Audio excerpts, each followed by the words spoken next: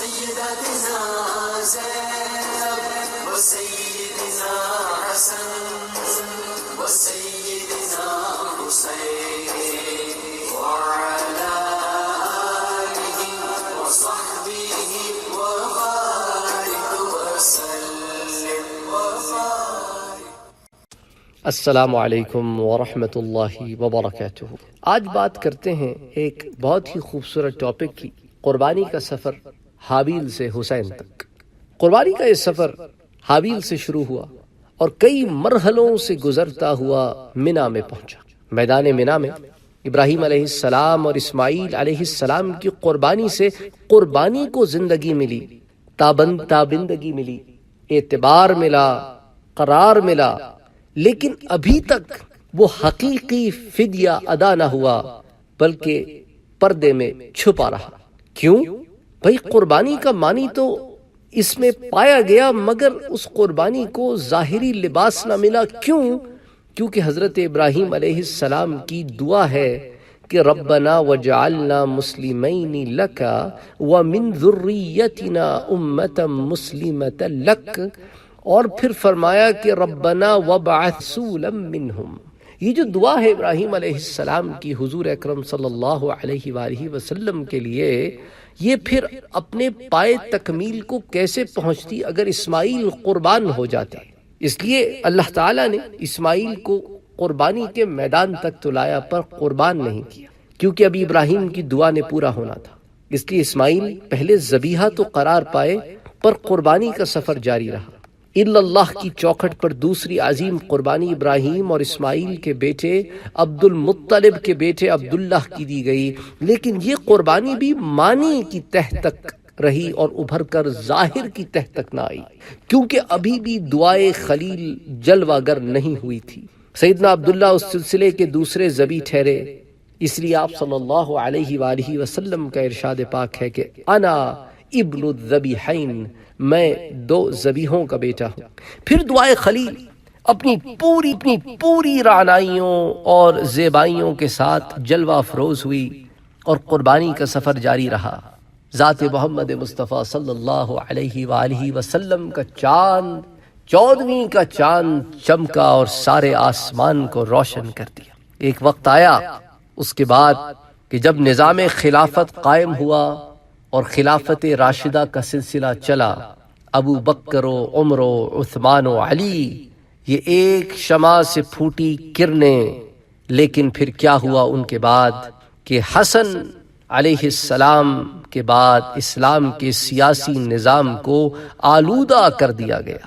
امت کے امتی ڈھانچے کو عموی ڈھانچے میں بدلنے کی کوشش کی گئی. عوام کی آزادی کو سلب کیا گیا اور شاہ خدا بن بیٹھے. تو اب حقیقت کے ظہور کا وقت آ پہنچا.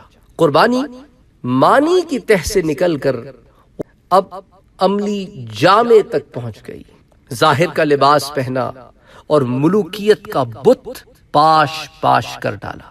یوں میدان منا سے قربانی کا یہ سفر جو سینکڑوں منزلوں سے گزرتا ہوا ہزاروں برس بعد میدان کربلا میں ابراہیم و اسماعیل کے بیٹے امام حسین اور اہل بیت کی قربانی پر نقطۂ کمال کو پہنچا، اور اس شان سے پہنچا کہ اب قیامت تک یہی قربانی حق و صداقت کا معیار قرار پائے گی، حق و باطل کے درمیان تمیز قرار پائے گی. نئے مسافروں کے لیے جو قربانی کی راہ پہ چلتے ہیں یہی قربانی نشان منزل ٹھہری. اخلاص جتنا زیادہ ہو قربانی اتنی ہی مقبول ہوتی ہے، اور مقصد جتنا اعلیٰ ہو قربانی اتنی ہی اعلیٰ اور اولیٰ ہوتی ہے.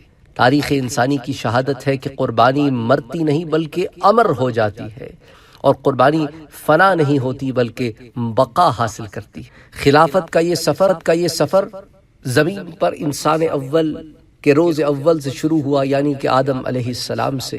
ہر نبی اور ہر رسول اپنے اپنے دور میں اسی نظام کے قیام اور استحکام کی دعوت دیتے رہے، یہاں تک کہ خاتم الانبیاء والمرسلین محمد مصطفیٰ صلی اللہ علیہ وآلہ وسلم پر نبوت و رسالت اپنے نقطۂ کمال پر پہنچ کر ختم ہو گئی، اور نظام خلافت کے قیام و انصرام کی ذمہ داری امت پر آن پڑی.